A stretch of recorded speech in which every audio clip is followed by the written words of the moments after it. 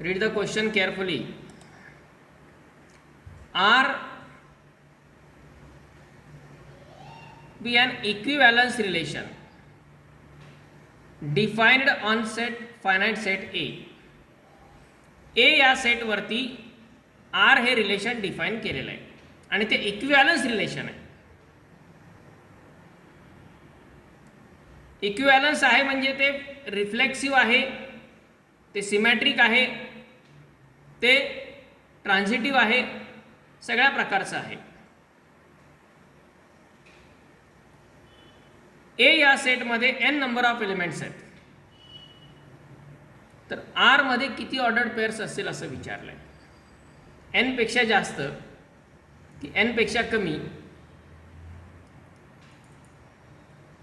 म्हणजे for example आपण आता हे रिलेशन्सचे टाईपचे पाहिले.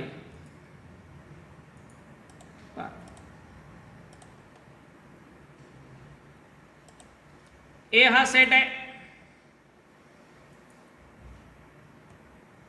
ज्याच्यामध्ये 4 एलिमेंट आहेत. त्यावरून ए क्रॉस ए आपण तयार करतो. या ए क्रॉस ए मध्ये 2⁴ म्हणजे 16 एलिमेंट असतात आणि याचा कोणताही सबसेट म्हणजे रिलेशन. ते रिलेशन इक्विव्हॅलन्स आहे म्हणून सांगितलंय. जर इक्विव्हॅलन्स आहे तर ते रिफ्लेक्सिव्ह तर असायला पाहिजे की नाही, बरोबर आहे. इक्विव्हॅलन्स रिलेशन आपण कशाला म्हणतो? जे रिलेशन रिफ्लेक्सिव्ह आहे, सिमेट्रिक आहे, ट्रान्झिटिव्ह पण आहे, त्या रिलेशनला आपण म्हणतो इक्विव्हॅलन्स रिलेशन.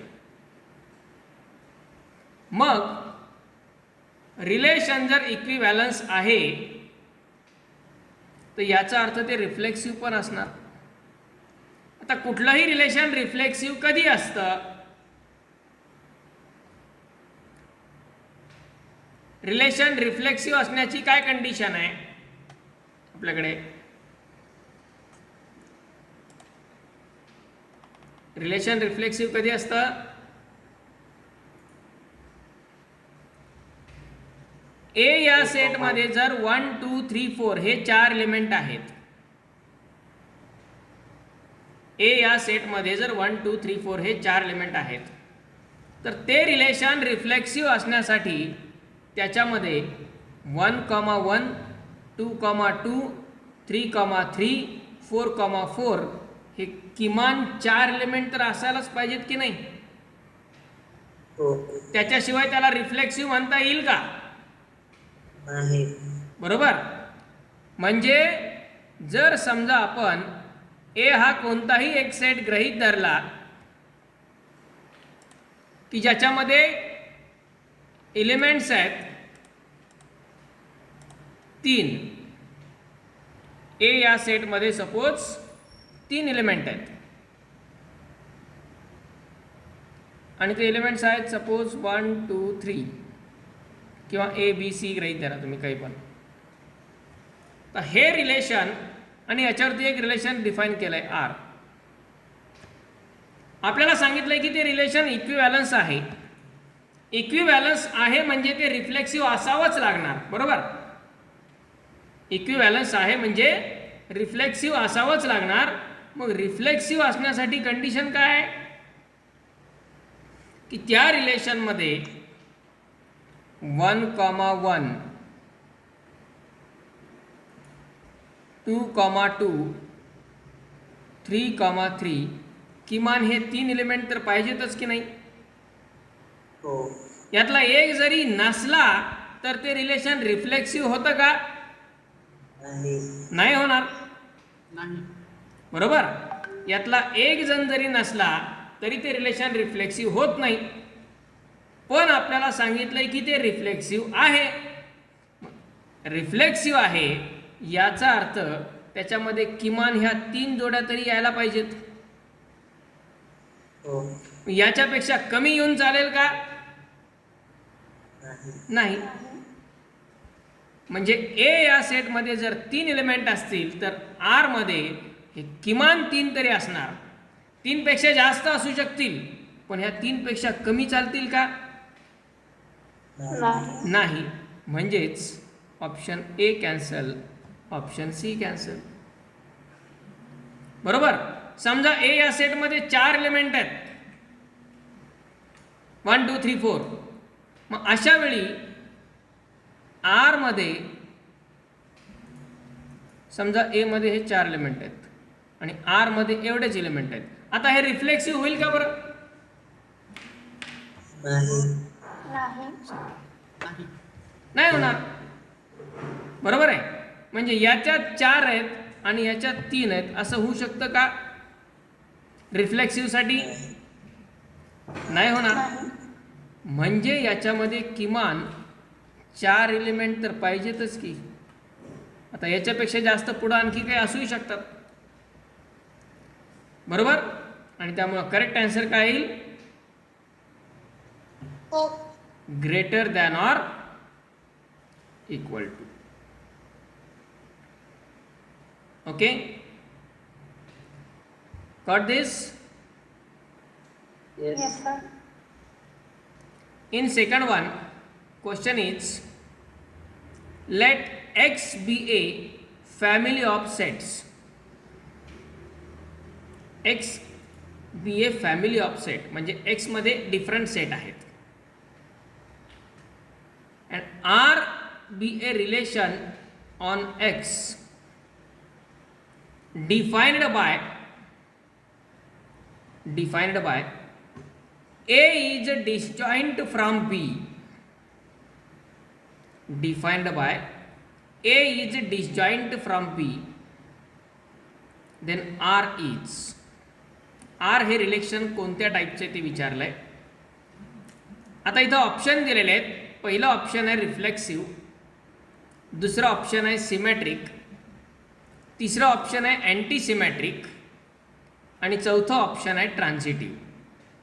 म्हणजे सगळेच टाईप याच्यामध्ये आपले विचार करावे लागणार आहेत बायनरी रिलेशनचे. ओके, मग आता आपण यासाठी काय करू?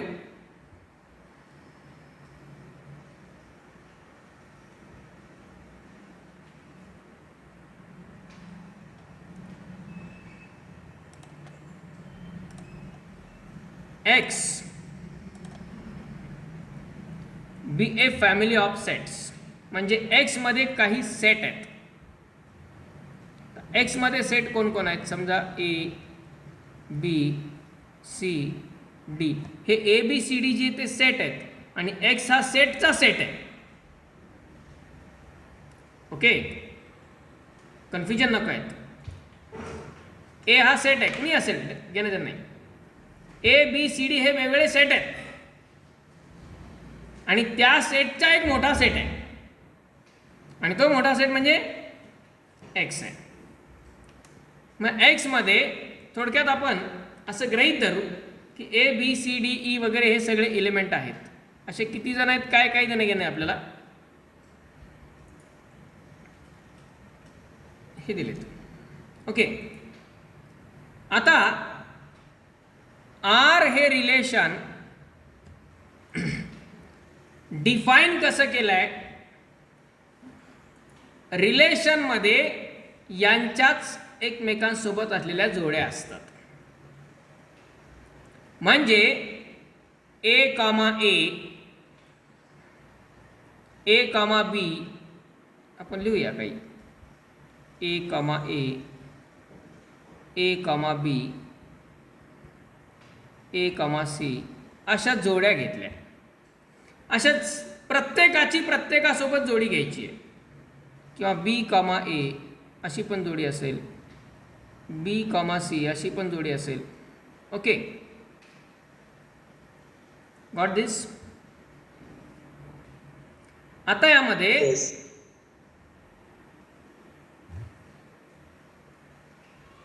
अशाच जोड्या घ्यायच्या आहेत कारण रिलेशन डिफाईन केलेलं आहे. रिलेशन डिफाईन काय केलेलं आहे? अशाच सेटच्या जोड्या घ्यायच्या आहेत की जे सेट डिसजॉईंट आहेत. ए इज डिसजॉइंट फ्रॉम बी. आता हे जनरल वाक्य आहे. ए इज डिसजॉइंट फ्रॉम बी म्हणजे याचा अर्थ फक्त आपण ए आणि बीचाच विचार करायचा असं नाही, बाकीच्यांचा विचार करायचा आहे. म्हणजे काय की आर या रिलेशनमध्ये अशाच सेटच्या जोड्या येतील की जे दोन सेट डिसजॉइंट आहेत. डिसजॉइंट म्हणजे काय, जॉइंट नाही येत म्हणजे काय, तर त्या दोन सेटमध्ये एकही एलिमेंट कॉमन नाही, अशाच सेटच्या जोड्या आहेत. ओके. रिलेशन आर मध्ये अशाच जोड्या घ्यायच्या आहेत की ज्यांच्यामध्ये एकही एलिमेंट कॉमन नाही. क्लिअर. ओके. यस. मग मला सांगा त्या रिलेशनमध्ये ए कॉमा ए ही जोडी यायला पाहिजे किंवा नाही. नाही. नाही का. सेम एलिमेंट येतो. अशा जोड्या घ्यायच्या आहेत की ज्यात पहिला एलिमेंट आणि दुसरा एलिमेंट, पहिला सेट आणि दुसरा सेट या दोन्हीमध्ये एकही एलिमेंट कॉमन नको आहे. एकही एलिमेंट कॉमन नको आहे म्हणजे त्यात ए कॉमा ए जर आपण म्हटलं येतोय तर याचा अर्थ या दोघांमध्ये एकही कॉमन एलिमेंट नसायला पाहिजे. पण ए कॉमा ए मध्ये कॉमन एलिमेंट असणार ना. हो. बरोबर आहे. कोणतेही दोन सेट घ्या तो स्वतः सोबतच कॉमन असणार ना. जे एलिमेंट कारण याचंही नाव ए आहे याचं पण नाव एच आहे म्हणजे जे एलिमेंट याच्यात आहेत ते एलिमेंट याच्यात असणार ना. बरोबर आहे. म्हणजे समजा ए या सेटमध्ये कोणतेही एलिमेंट्स आहेत 1 2 3 4 वगैरे आणि पुन्हा जर आपण तोच ए लिहिला तर त्याच्यामध्ये तेवढे सगळे एलिमेंट येणारच ना. या दोघांमध्ये एलिमेंट कॉमन येतीलच. मग हा सेट या रिलेशनमध्ये घेता येईल का आपल्याला. नाही घेता येणार. ए कॉमा ए हा एलिमेंट याच्यामध्ये येणार नाही.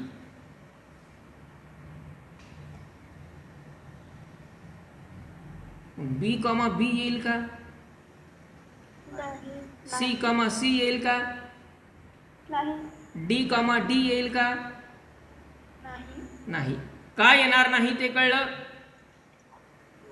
कारण प्रत्येक सेटचे स्वतः सोबत कॉमन एलिमेंट असणारच आहेत. म्हणजे या रिलेशन मध्ये ए कॉमा ए येणार नाही, बी कॉमा बी येणार नाही, सी कॉमा सी येणार नाही. याचा अर्थ स्वतः सोबतची जोडी येणार नाही. क्लिअर. यस. मग हे रिलेशन रिफ्लेक्सिव्ह होईल का. नाही. रिफ्लेक्सिव्ह होईल का. नाही होणार. कारण रिलेशन रिफ्लेक्सिव्ह होण्यासाठी काय आवश्यक आहे. आता पहा रिफ्लेक्सिव्ह रिलेशन म्हणजे काय.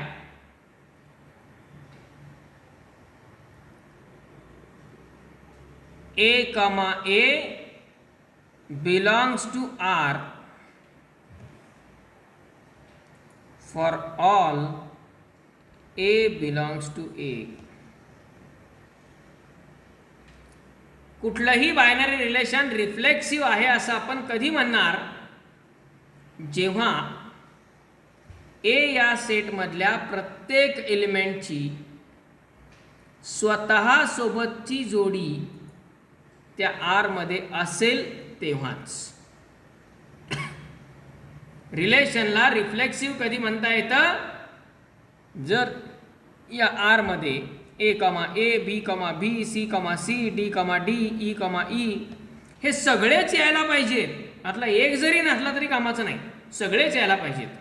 जर ते आले तर ते रिलेशन होणार रिफ्लेक्सिव्ह. पण हे सगळे येत आहेत का? नाही. नाही. म्हणजेच आर इज नॉट रिफ्लेक्स. याला आपण नॉट बिलॉंग्स म्हणजे लिहिणार नॉट रिफ्लेक्सिव्ह, म्हणजे हा एलिमेंट त्यात येऊ शकणार नाही. Got this? A comma A does not belong to R. A comma A त्याच्यामध्ये येत नाही म्हणून ते रिफ्लेक्सिव्ह नाही. ओके. त्यानंतर दुसरा टाईप आहे तर सिमेट्रिक आहे. आता बघायचं आपल्याला हे रिलेशन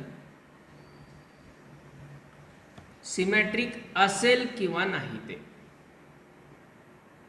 असेल का बरं? हो. सांगा तुमच्या कन्सेप्टनुसार असेल की नाही? असेल. रिलेशन सिमेट्रिक होण्यासाठी काय कंडिशन आहे? जर ए कॉमा बी हा एलिमेंट आर मध्ये असेल तर बी कॉमा ए हा पण एलिमेंट आर मध्ये असावाच लागतो. ए कॉमा बी जर असेल तर बी कॉमा ए पण असावाच लागतो. तेव्हा त्या रिलेशनला आपण म्हणू शकतो सिमेट्रिक रिलेशन. मग आता असं गृहीत धरा की ए कॉमा बी हा एलिमेंट त्याच्यामध्ये आहे, बरोबर? ए कॉमा बी हा एलिमेंट जर त्याच्यामध्ये आहे तर याचा अर्थ ए आणि बी हे डिजॉइंट आहेत, बरोबर? ए आणि बी हे दोन सेट डिजॉइंट आहेत, म्हणजे या दोन्ही सेटमध्ये एकही एलिमेंट कॉमन नाहीये. म्हणजे फॉर एक्झाम्पल आपण असं गृहीत धरू ए या सेटमध्ये एलिमेंट्स आहेत 1 2 3 4 आणि बी या सेटमध्ये एलिमेंट्स आहेत 5 6 7. ओके. आता ए आणि बी मध्ये एकही एलिमेंट कॉमन दिसतोय का? नाही. म्हणजेच ते डिजॉइंट आहेत. आता ए कॉमा बी ही जर जोडी आर मध्ये आली तर याचा अर्थ ए आणि बी हे डिजॉइंट आहेत, बरोबर? मग ए आणि बी जर डिजॉइंट आहेत तर बी आणि ए कसे होतील?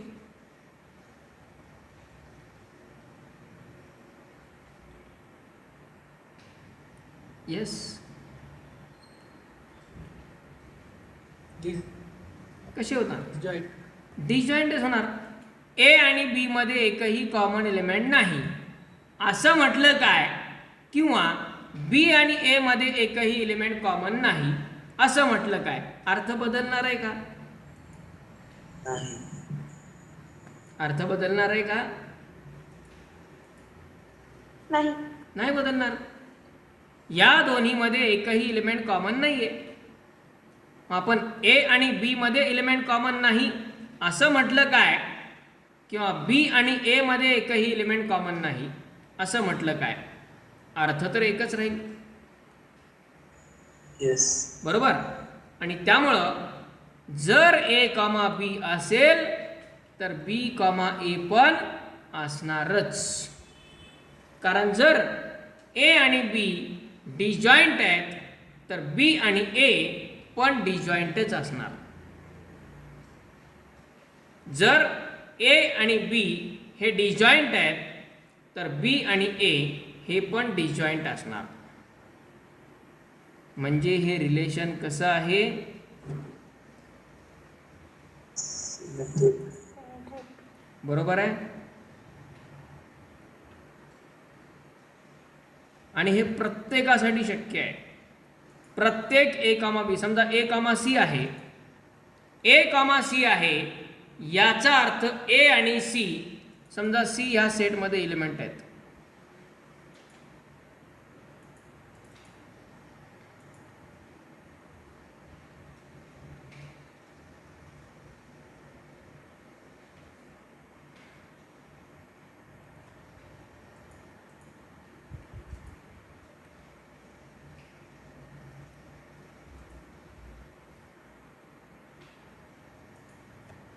बघा ए आणि सी हे दोन डिजॉइंट आहेत, ए आणि सी हे दोन डिजॉइंट आहेत. मग जर ए आणि सी डिजॉइंट आहेत तर सी आणि ए पण कसे येणार? डिजॉइंटच येणार, बरोबर. म्हणजेच हे रिलेशन सिमेट्रिक आहे.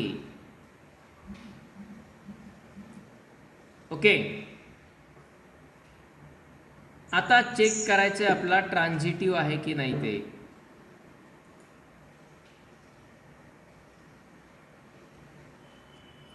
हे ट्रान्झिटिव्ह कसं चेक करणार? असेल का ट्रान्झिटिव्ह सांगा बरं?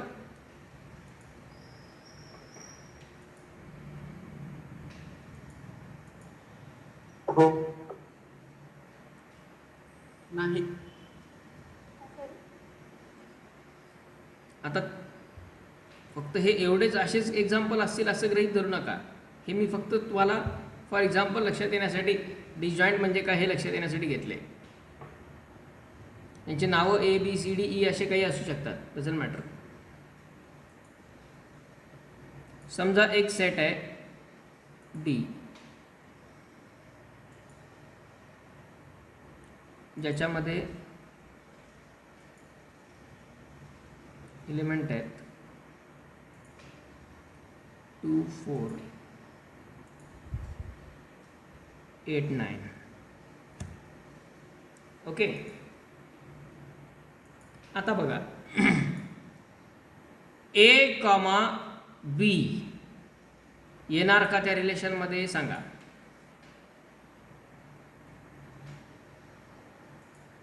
ए कॉमा बी येणार का?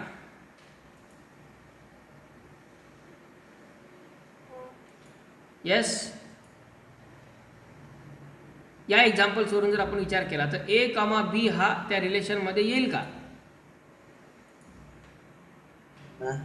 नाही येणार. आत्ताच तर आला होता की काही वेळापूर्वी.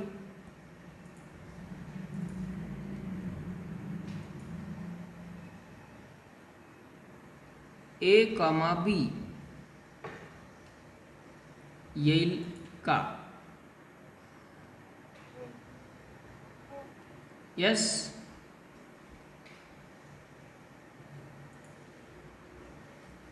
या रिलेशनमध्ये कोणत्या सेटच्या जोड्या आपण घेऊ शकतो? जे डिजॉइंट आहेत, बरोबर.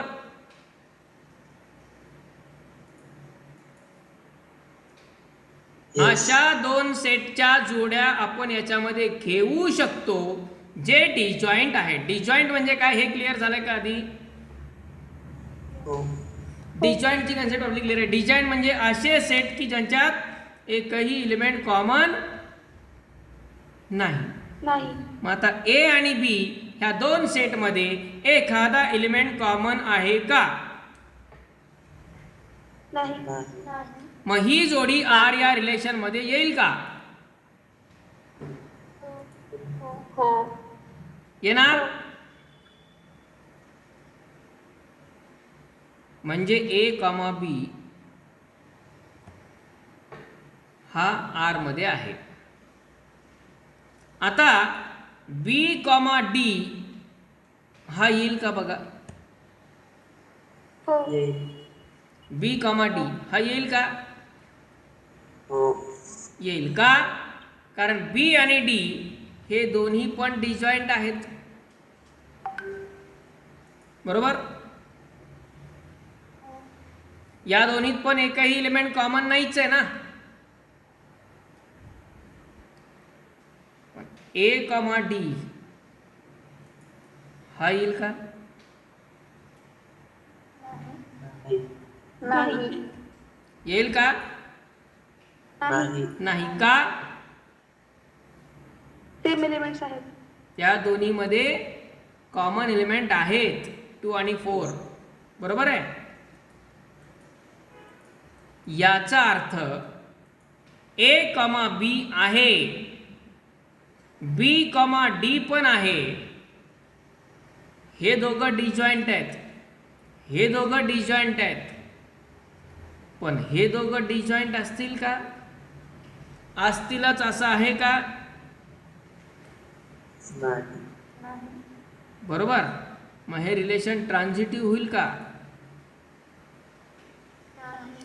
रिलेशन ट्रान्झिटिव्ह कधी असतं? जर त्या रिलेशनमध्ये A, B आहे, B, D आहे, तर A, D असायलाच पाहिजे.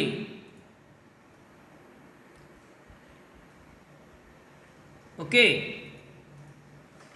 A, B आहे, B, D आहे, तर A, D असायलाच पाहिजे. पण इथं आहे का असं?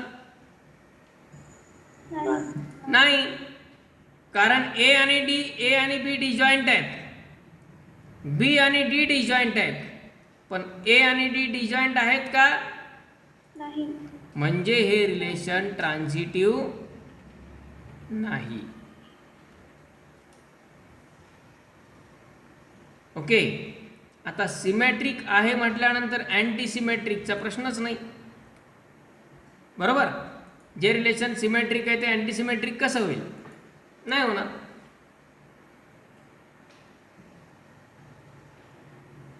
त्यामुळे करेक्ट आन्सर काय? Symmetric relation. Okay. Yes.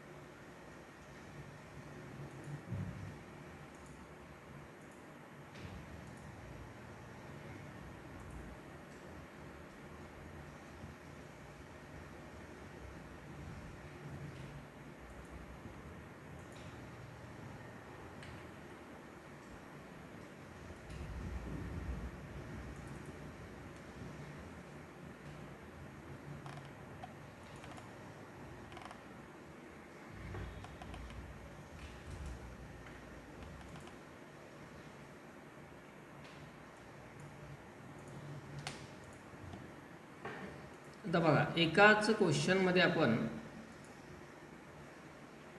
4 example बघणार आहेत. असे क्वेश्चन खूप त्रासदायक ठरतात. त्रासदायक म्हणजे तुम्हाला थोडासा टाईम कन्झ्युमिंग ठरतात. डिफिकल्ट नसतात ते. तुमच्या कन्सेप्ट किती परफेक्ट आहेत ते त्यावरून लक्षात येतं.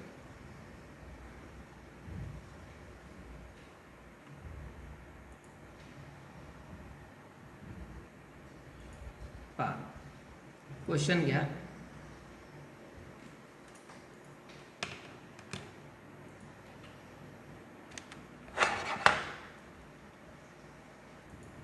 See the question. Which one of the following relations on R is equivalence relation? Which one of the following relations is equivalence? म्हणजे आता बघा, 4 ऑप्शन दिलेत. 4 ऑप्शनमध्ये 4 रिलेशन आहेत. यातलं इक्विव्हॅलन्स कोणतं ते शोधायचं आहे. बरं, आता इक्विव्हॅलन्स रिलेशन कोणाला म्हणतो? ते रिलेशन रिफ्लेक्सिव्ह पण पाहिजे, सिमेट्रिक पण पाहिजे आणि ट्रान्झिटिव्ह पण पाहिजे. म्हणजे प्रत्येक ऑप्शनला 3 टाईपचा विचार करायचा आहे.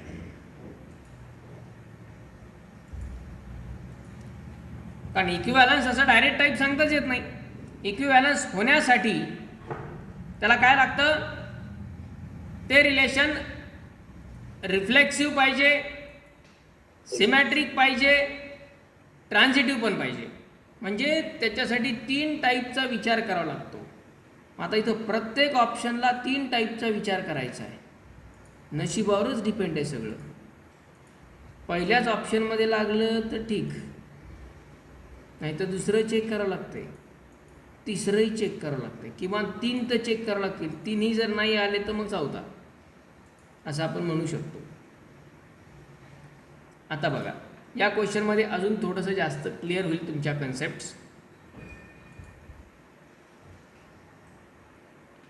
आपण एकेका रिलेशनला विचार घेणार आता. पहिलं रिलेशन काय, त्या नोटेशनचा अर्थ आधी लक्षात घ्या. त्यामध्ये म्हटलं आहे ए R1B. तर 4 वेगळे रिलेशन आहेत म्हणून R1, R2, R3, R4 असे नोटेशन वापरलेत. याचा अर्थ A is related with B, म्हणजे A, B ही अशी जोडी आहे. कशी जोडी आहे?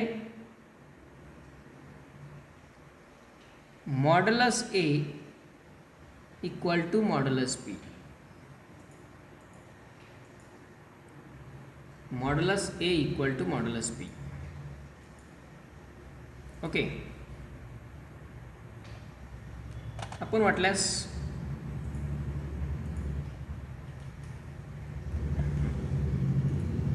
पहिल्या रिलेशनसाठी ऑप्शन ए साठी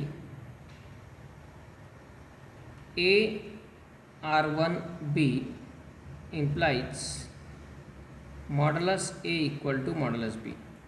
अशा जोड्या आहेत, अशा संख्यांच्या जोड्या आहेत की ज्यांची मॅग्निट्यूड सारखी आहे.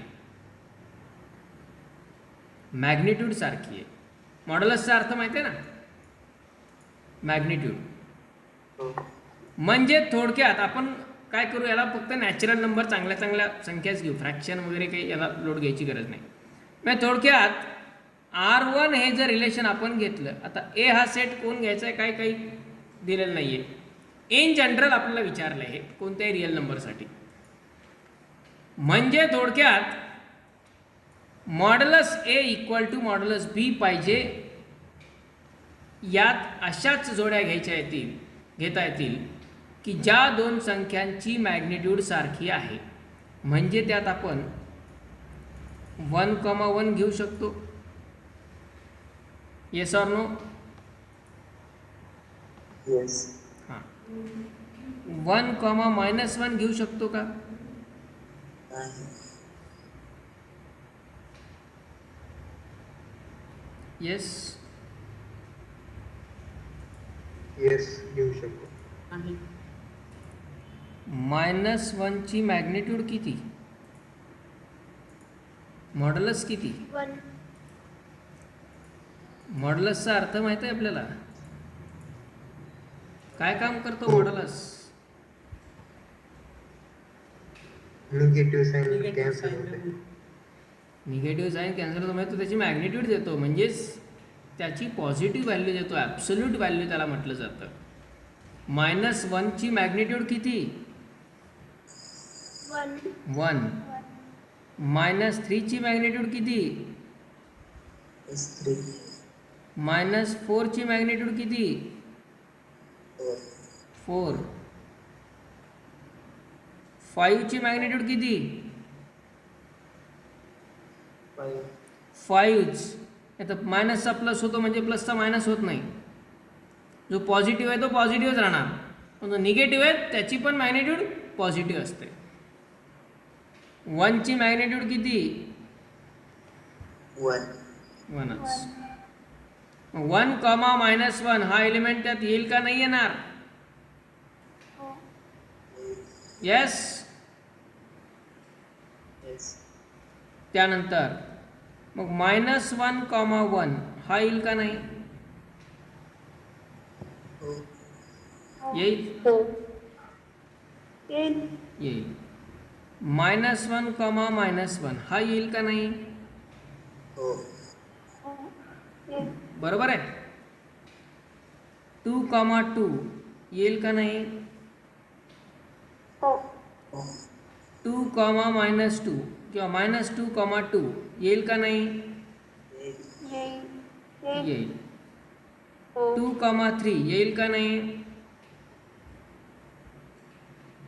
नाही नाही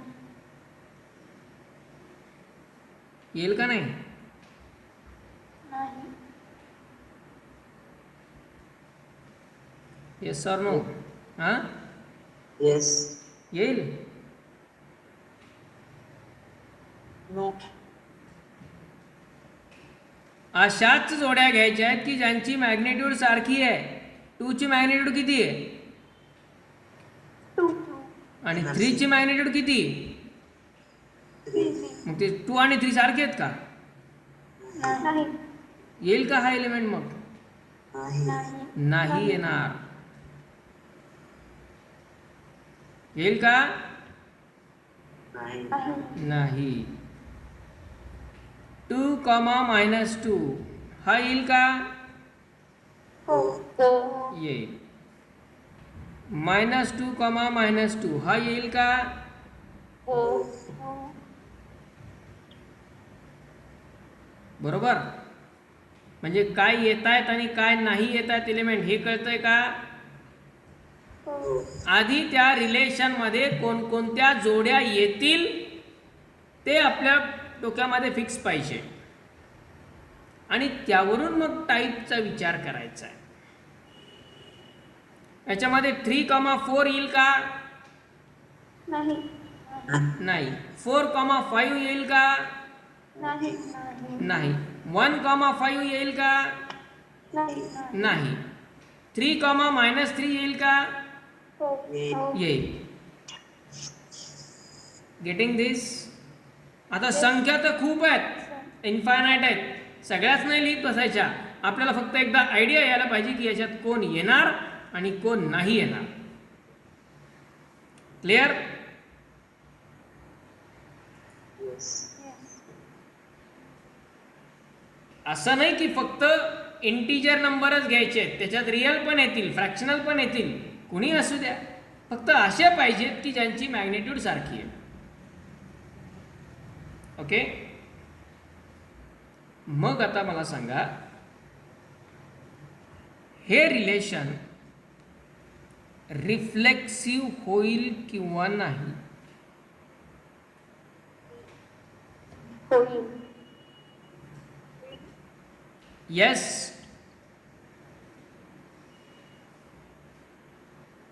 होईल किंवा नाही?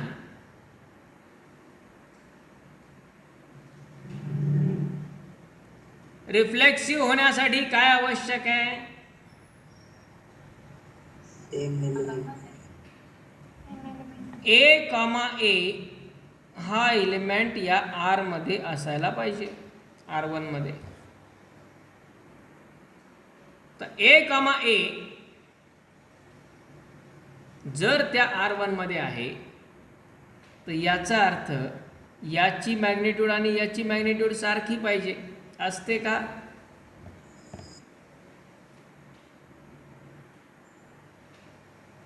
हो प्रत्येक एलिमेंट स्वतःला इक्वल असतोच ना.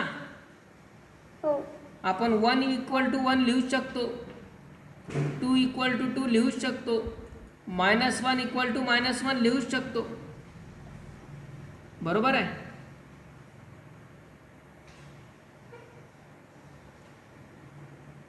तुम्ही कोणताही रिअल नंबर घ्या, तो स्वतःला इक्वल असतो ना. हो येस ऑर नो? येस प्रत्येक एलिमेंट हा स्वतःशी इक्वल असतोच. कोणती संख्या घ्या, समजा तुम्ही अशी जरी संख्या घेतली एखादी 3.1234 अशी जरी संख्या घेतली, तर ही संख्या त्याच्या स्वतःसोबत इक्वल असणारच ना.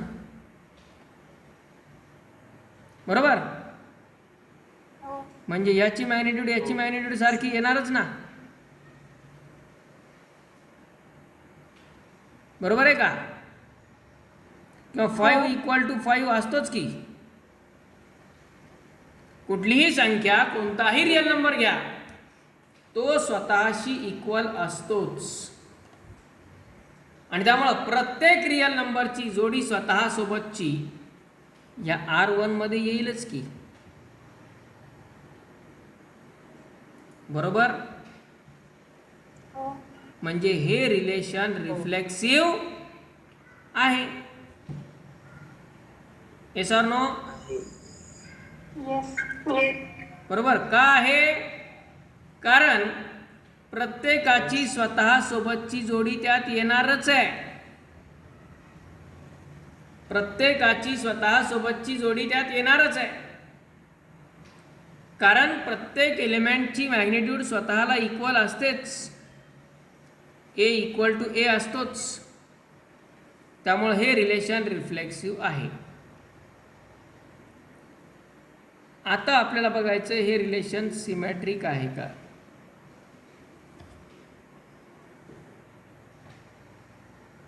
सिमेट्रिक आहे असं आपण कधी म्हणतो? जर त्या रिलेशनमध्ये ए कॉमा बी असेल तर बी कॉमा ए पण असायलाच पाहिजे.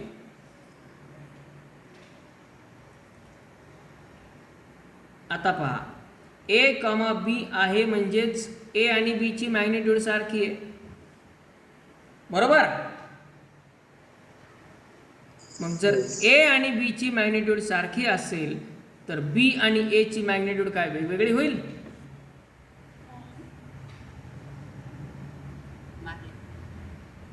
बरोबर. 5 कॉमा किंवा इथे आपण पहा -2,2 -2 आणि 2 दोघांची मॅग्निट्यूड सारखी आहे.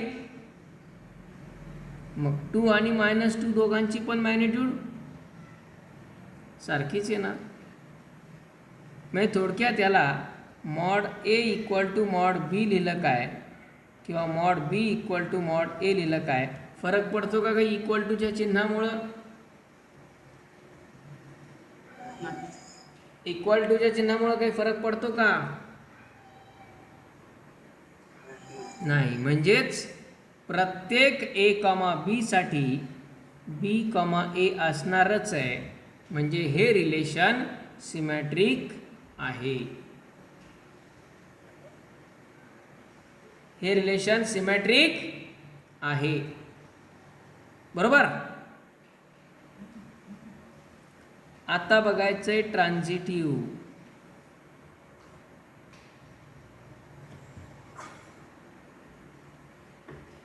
हे रिलेशन ट्रान्झिटिव्ह आहे की नाही ते पाहायचं आहे. मग आता पहा, लक्ष द्या. ट्रान्झिटिव्ह आहे असं आपण कधी म्हणतो?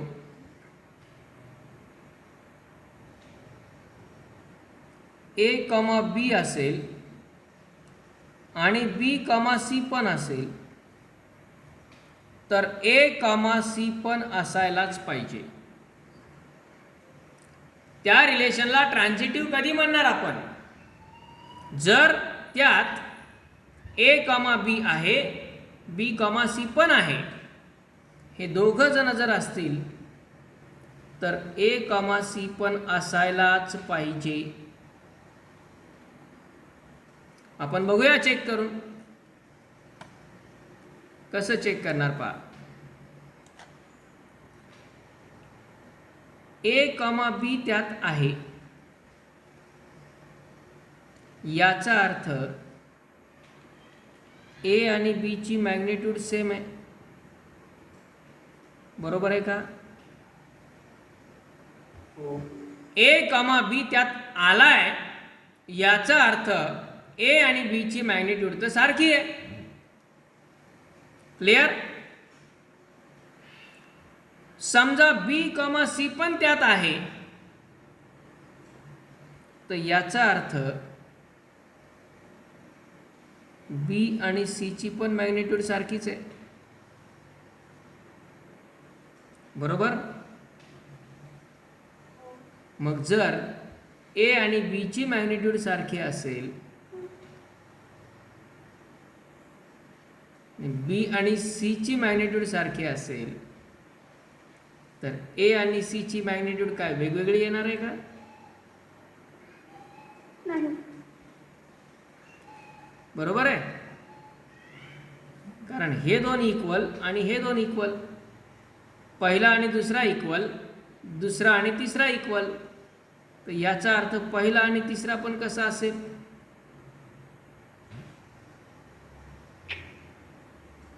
असेल इक्वल. Yes. बरोबर आहे. आपला अल्जेब्राचा साधा रूल आहे तो.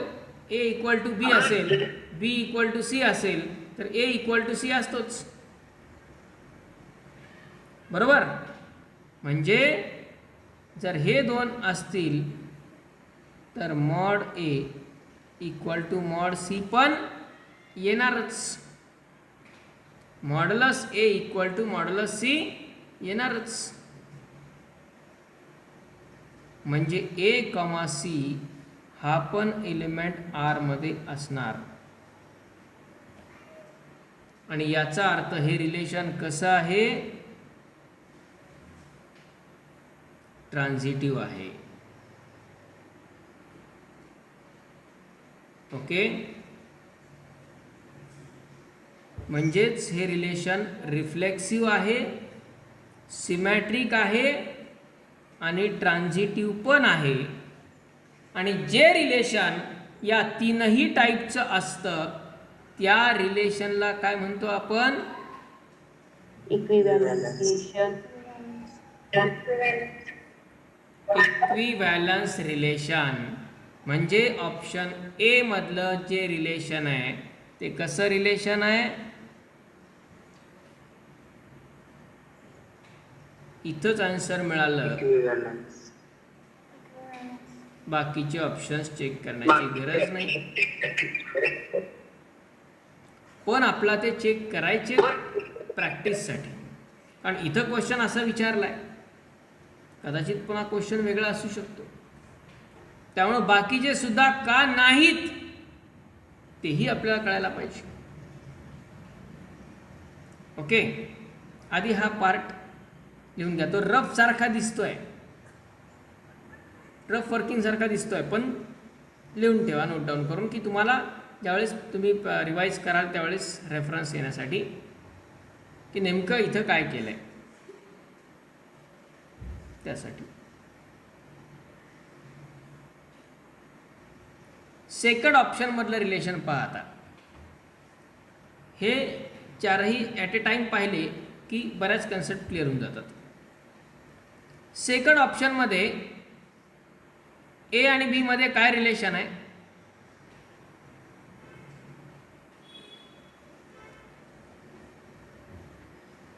Greater than or equal. A R two B implies A greater than equal to B. A greater than equal to B. म्हणजे आता इथं मॉड्युलस नाहीये, इथं मॅग्निट्यूड नाहीये. अशा संख्यांच्या जोड्या लिहायच्या आहेत की ज्यात पहिली संख्या ही दुसऱ्या संख्येपेक्षा मोठी पाहिजे किंवा इक्वल पाहिजे, इक्वल चालेल. म्हणजे बी या ऑप्शनमध्ये जर आपण रिलेशन लिहिलं तर R2 या सेटमध्ये अशा जोड्या लिहायच्या आहेत संख्यांच्या की त्यात पहिली संख्या ही दुसरीपेक्षा मोठी पाहिजे किंवा इक्वल पाहिजे. इक्वल पण चालेल कारण इथं इक्वलचं चिन्ह आहे, आणि मोठी पण चालेल. मग यात मला सांगा 1,1 हा एलिमेंट येईल का? येस. 2,2 Yes.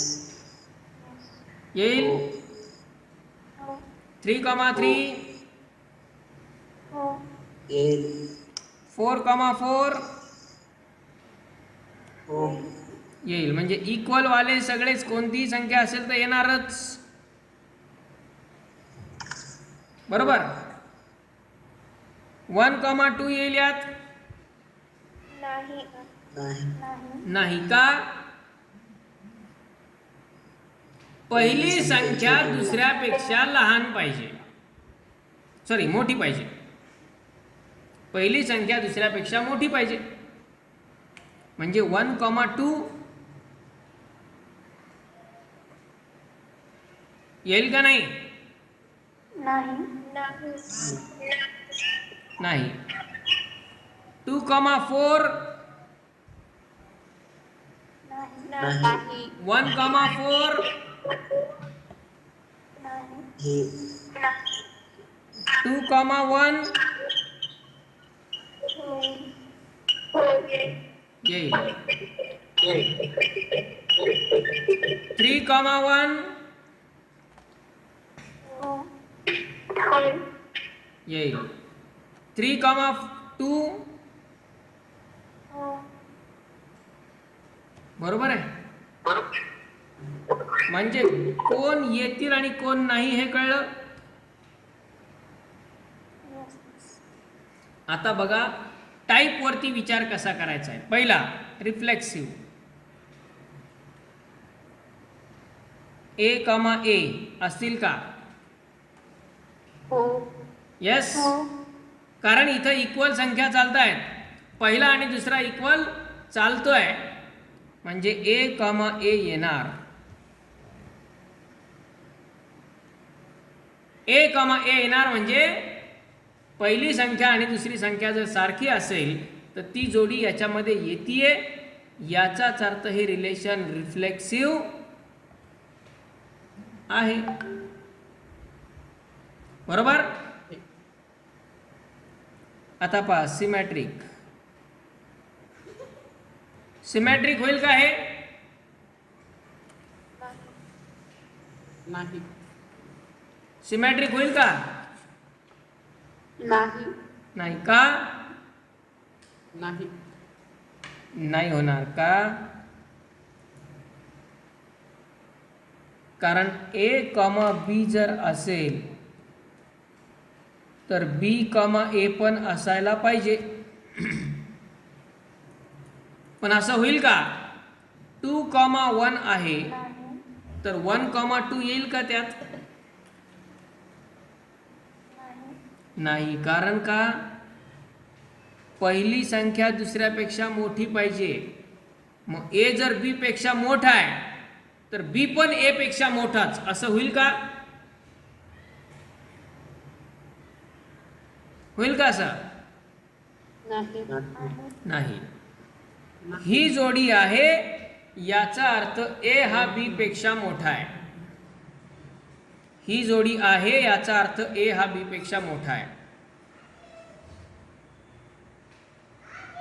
पण B, A आहे म्हणजे B हा A पेक्षा मोठा आहे, असं शक्य आहे का? म्हणजेच नॉट बिलॉंग्स टू R2. त्यामुळं हे रिलेशन सिमेट्रिक होणार नाही. येते लक्षात? मग जर हे सिमेट्रिक नाही होत आता हे इक्विव्हॅलन्स होईल का? मग नाही. पुढचं ट्रान्झिटिव्ह चेक करण्याची गरज नाही. कारण इक्विव्हॅलन्स होण्यासाठी ते रिफ्लेक्सिव्ह पाहिजे, सिमेट्रिक पाहिजे आणि ट्रान्झिटिव्ह पण पाहिजे. तिन्ही टाईपचं पाहिजे. तर हे सिमेट्रिक नाहीच आहे.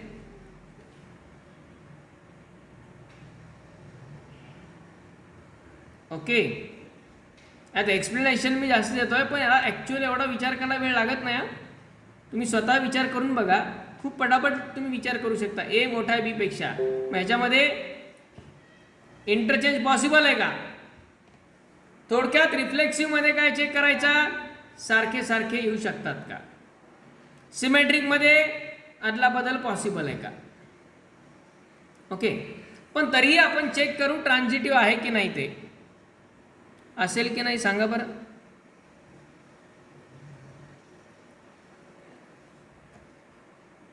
हे कसं चेक करणार? समजा असं गृहीत धरा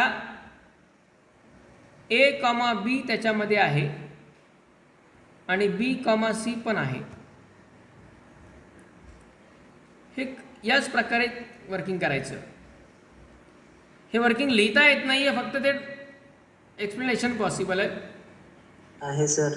ए कॉमा बी R2 मध्ये आहे, याचा अर्थ A is greater than B. Equal तर नाही, आपण इक्वलचं काम करून टाकलं आधीच. आणि बी कॉमा सी त्याच्यामध्ये आहे, याचा अर्थ बी is greater than C.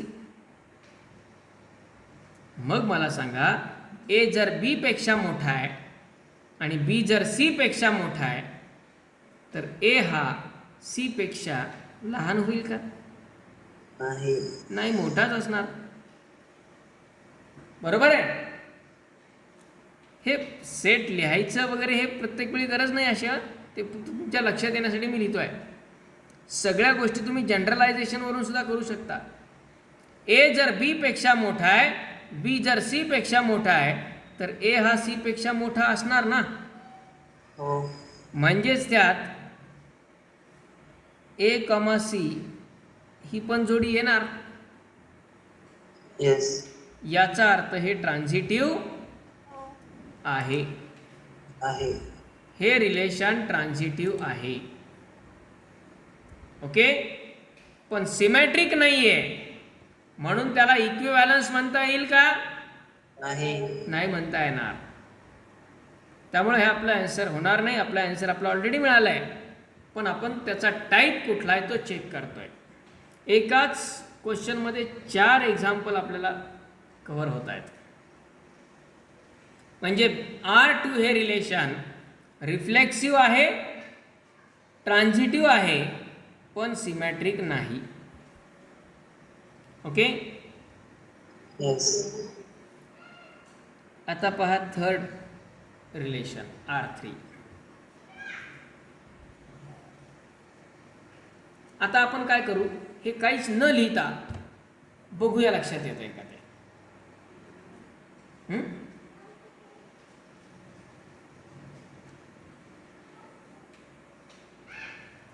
R3 हे रिलेशन काय, म्हणजे असा विचार प्रत्येक ठिकाणी करायचा आहे तुम्हाला. ए डिवाइड्स बी. आधी विचार करायचा रिफ्लेक्सिव्ह वरती. काय करायचं, रिफ्लेक्सिव्ह मध्ये ए आणि बी सारखे पाहिजेत. म्हणजे ए डिवाइड्स ए. अशा जोड्या येतील की ए न बी ला भाग गेला पाहिजे. ए डिवाइड्स बी म्हणजे अशा जोड्या येतील की ए न बी ला भाग गेला पाहिजे. मग आपण आता रिफ्लेक्सिव्हचा विचार करू. पहिला एलिमेंट ए आहे, दुसरा पण एलिमेंट ए आहे. ए डिवाइड्स बी म्हणजे पहिल्या एलिमेंटनी दुसऱ्या एलिमेंटला भाग गेला पाहिजे. ए डिवाइड्स बीचा अर्थ यात अशा जोड्या येतील की ज्यात पहिला एलिमेंट हा दुसऱ्याला डिव्हाइड करू शकेल, म्हणजे पहिल्यानं दुसऱ्याला भाग जाईल. ओके. आपण जर ए कॉमा ए लिहिलं तर ही जोडी त्या रिलेशनमध्ये येईल का नाही सांगा. येईल, कारण त्याच संख्येने त्याच संख्येला भाग जातोच की. कसली कोणतीही संख्या, कितीही डिफिकल्ट संख्या असू द्या, त्याच संख्येने त्याच संख्येला भाग जातो. आणि प्रत्येक संख्येसाठी हे शक्य आहे. For all numbers it is possible. म्हणजे कोणताही नंबर असला तरी ही कंडिशन सॅटिस्फाय करणारी ही जोडी त्यात येणारच ना.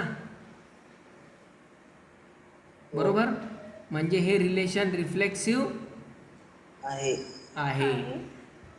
कळलं. चेक असं करायचं आहे, थिंकिंग असं करायचं आहे.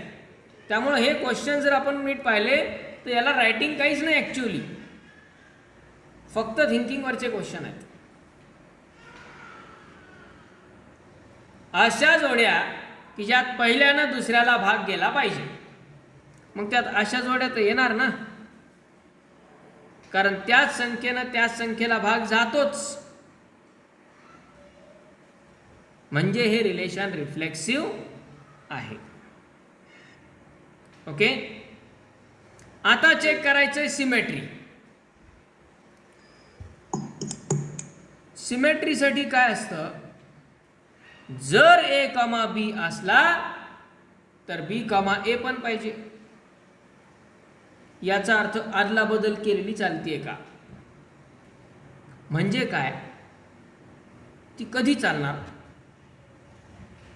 समजा ए कॉमा बी आहे, याचा अर्थ ए न बी ला भाग जातोय. मग जर ए न बी ला भाग जात असेल तर बी न पण ए ला भाग जाईल का? नाही. येस. म्हणजे समजा 2,4 ही जोडी चालतीये, कारण 2 ने 4 ला भाग जातो. पण 4,2 ही जोडी चालणार का? नाही. नाही. कारण 4 ने 2 ला भाग जातो का? जातो? नाही. नाही जात. बरोबर. मग हे सिमेट्रिक होईल का रिलेशन? नाही. नाही होणार. नाही. बरोबर. कारण ए जर बी ला डिवाइड करत असेल तरी बी पण ए ला डिवाइड करतो असं होत नाही, आणि त्यामुळे हे रिलेशन सिमेट्रिक नाही. ओके. ट्रान्झिटिव्ह असेल का बघा?